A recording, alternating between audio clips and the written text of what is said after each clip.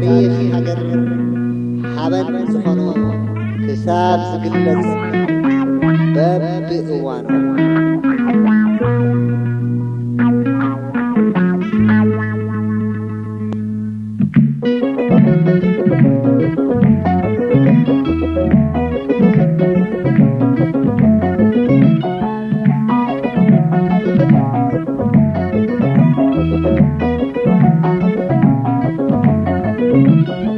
ኤርትራ መናገሪት መሬታ ዓወታ ኣምሮ ሓድነታ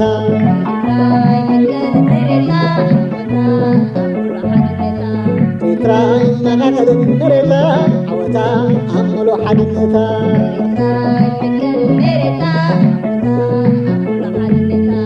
ዓዲ ራስ ወልደ ሚካኤል ሃገራዊ መኸደ ዓዲ ራስ ተሰማ ንያት ማንነተ ሼኽ ዓብደልቃድር ከቢረ በዓል ኣዝማች በርሀ በዓል ሸኺማ ሙሳ ኩሎም ሰማዕታተ ሼኽ ኣብራሂም ሱልጣን ካብቶም መሰረተ ዓዲ መራሕ ሰውራ ዓድኻ ዓዋተ ዓዲ መራሕ ሰውራ ዓድኻ ዓዋተ ኤርትራ ሓንተያ ዘይትኸውን ክልተ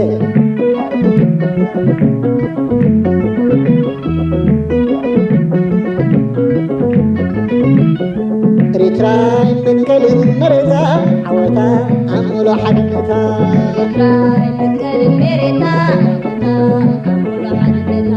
ኤርትራ ይምንገልን መሬታ ዓወታ ኣምሎ ሓድነታ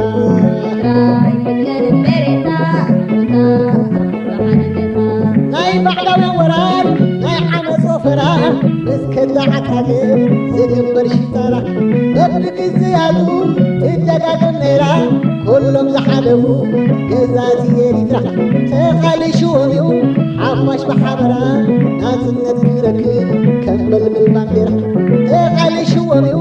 ሓፋሽ ብሓበራ ናጽነት ክረክብ ከም መልምል ባንዴራ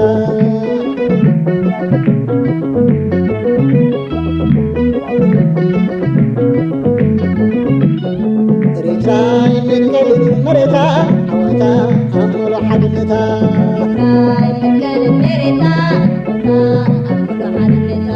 ኤርትራ ይመናገልን መሬታ ዓወታ ኣምሎ ሓድነታ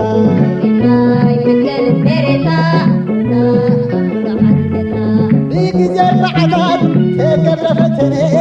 ኤርትራን ብምምኻል ተገይሩ ውሳኔ ባሕባሕ ከብሩና ክንበታተነ ግናይ ተዓወተ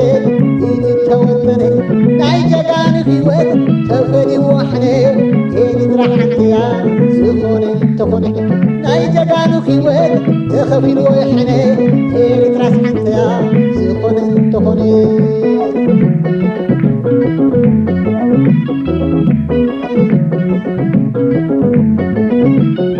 ኤርትራ ይመናገልን መሬታ ዓወታ ኣምሎ ሓድነታ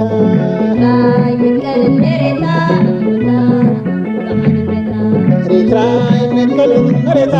ዓወታ ኣምሎ ሓድነታ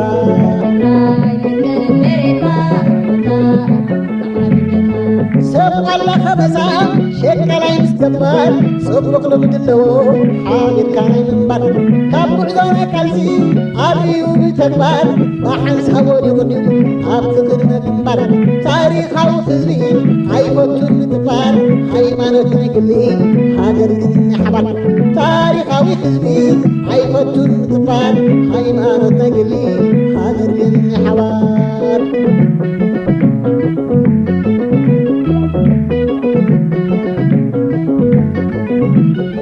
ኤርትራ ይምንገልን መሬታ ዓወታ ኣምሎ ሓድነታ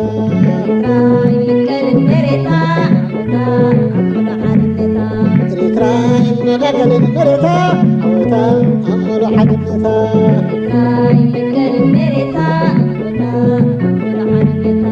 ሰብ ቃላኸ መሳ ሸቀላይ ምስ ገባር ጽቡቕ ልምዲ ኣለዎ ሓቢርካ ናይ ምንባር ኣብ ጉዕዞና ቃልሲ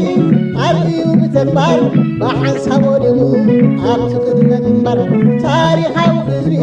ኣይፈቱን ምጥፋር ሃይማኖት ናይ ግሊ ሃገር ግን ሓባር ታሪኻዊ ህዝቢ